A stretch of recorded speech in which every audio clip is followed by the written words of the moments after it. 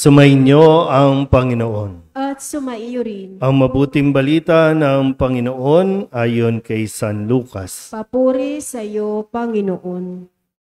Noong panahong iyon, samantalang dumaragsa ang mga tao, sinabi ni Jesus, "Napakasama ng lahing ito. Naghahanap sila ng palatandaan mula sa langit, subalit walang ipapakita sa kanila maliban sa palatandaang inilalarawan ng nangyari kay Jonas, kung paanong naging isang palatandaan si Jonas sa mga taga-Ninibe, gayon din naman magiging isang palatandaan sa lahing ito ang Anak ng Tao. Sa araw ng paghuhukom, titindig ang reyna ng Timog laban sa lahing ito at sila'y hahatulan niya ng kaparusahan.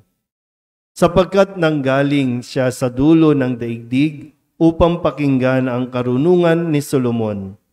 Ngunit higit na di hamak kay Solomon ang naririto. Sa araw ng paghuhukom ay titindig ang mga taga-Ninive laban sa lahing ito at hahatulan ng kaparusahan, sapagkat nagsisi sila dahil sa pangangaral ni Jonas. Ngunit higit na di hamak kay Jonas ang narito. Ang mabuting balita ng Panginoon. Pinupuri ka namin, Panginoong Hesukristo. Maupo po ang lahat. Isang mapagpalang gabi po sa inyong lahat. Ngayon po ay Lunes ng ika-20 linggo sa karaniwang panahon at sa unang araw ng linggo ay ginulat tayo ng mga salita na binitawan ni Jesus sa ebanghelyo natin habang dumaragsa ang napakaraming tao na lumalapit sa Kanya.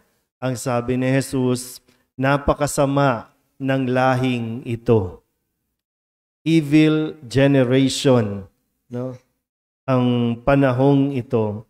Bakit ba nasabi ni Jesus na napakasama ng lahing ito?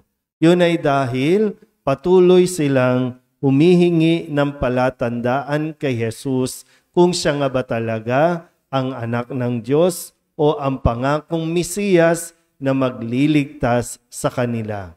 Kung tutusin, marami po dito ay eksperto sa batas, eksperto sa kautusan, at lahat ng palatandaan ay makikita nila kay Jesus, pero sadyang mas pinili nilang huwag kilalanin si Kristo bilang ang Mesiyas.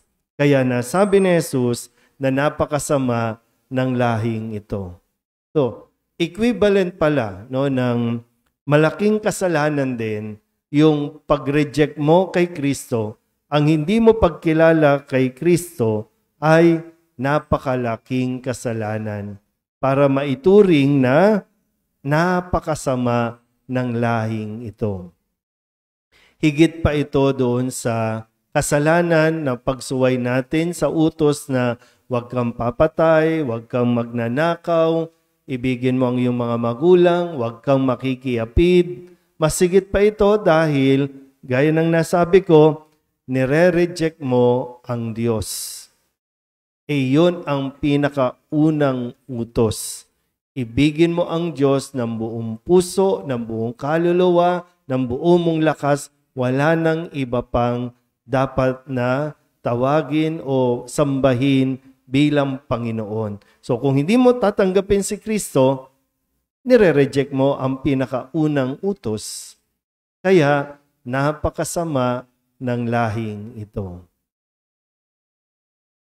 Kung sa panahon natin, paano nga ba? Tinatanggap nga ba talaga natin si Jesus sa buhay natin? O sadyang kaya tayo naririto ay dahil sa panalangin na inaakala nating ipagkakaloob ng Diyos sa atin.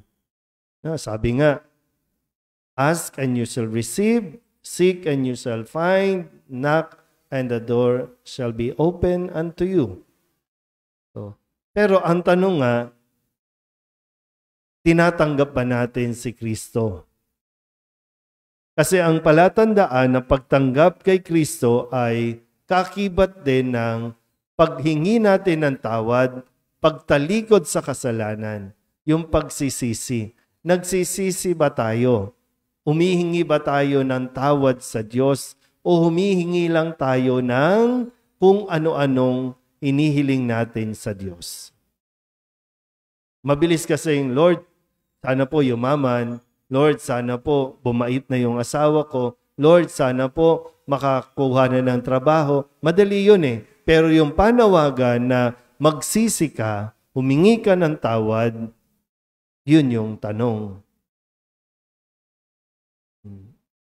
Kasi hindi lahat po ng nagdarasal para sa ikababait ng ibang tao ay nagsisisi ng kasalanan na siyang panawagan din ni Jesus.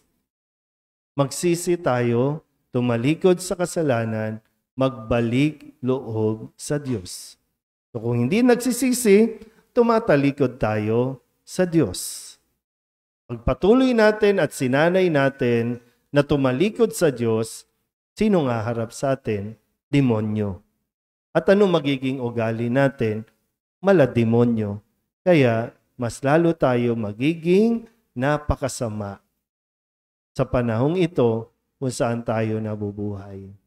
Kaya sana po, habang tayo po ay napapatuloy sa pagdalo natin sa misa, sa pakikinig ng mga salita ng Diyos, ay magkaroon talaga sa atin ng pagtanggap kung sino ba talaga si Kristo. Gaya nga po ng narinig natin sa ating salmon tugunan na ipinahayag, ang Diyos na rin ang naghayag ng handog niyang pagliligtas. At ang pagliligtas natin ay makukuha natin kung tayo po ay nananampalataya kay Kristo. Amen.